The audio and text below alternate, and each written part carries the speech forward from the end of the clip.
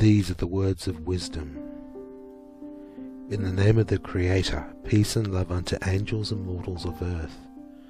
Because it hath been demonstrated unto you that the knowledge of man is but his own consciousness of the records that have been written on his body and spirit, so let it be a testimony that the affairs of heaven and earth are registered everlastingly on the soul of man, whether by his own behaviour or indulgence, or by the places of his resort, so is he the book of his own dominion in the hands of the Creator, or else against him, which shall also be a testimony that the eye of the Father is ever upon all men, both in this world and the next. For which reason no man shall say, God cut him off, meaning the Creator turned away from the evil man, which is a profanation against the Father. For he may turneth not away nor cutteth off any man. Nevertheless, many cut themselves off by denying him and not obeying his commandments.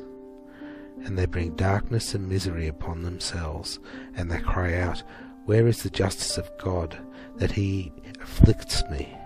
Or why comes he not to those who are in distress?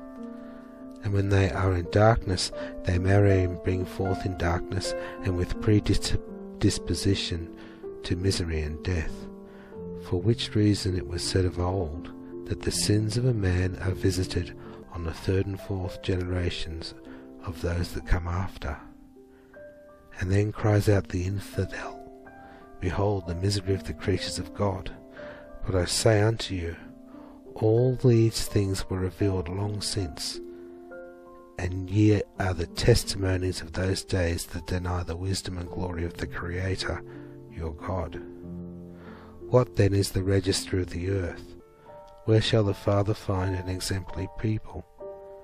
Where ye love your neighbours as yourselves, practising virtue and exaltation in righteousness above all else. For I say unto you that ye have cunningly interrupted the revelations of heaven, so as to open the door to unrighteous teaching.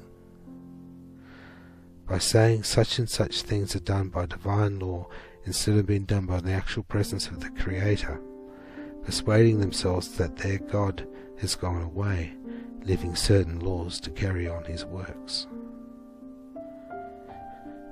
And they ungodly interpreted them, that since God had gone afar off, he saw not the behaviour of men, nor registered their deeds in truth as done in the body. For they have been thus led to believe that sin and evil deeds are hid away, and not man, nor angels, nor God knows what they have done. And they have grown up on disbelief, ignoring the person of the Almighty, even though the powers of life and death stand before them, being addicted to crimes and misdemeanours against one another, in no fear of God the Father, and only restrained by the laws and prisons of man.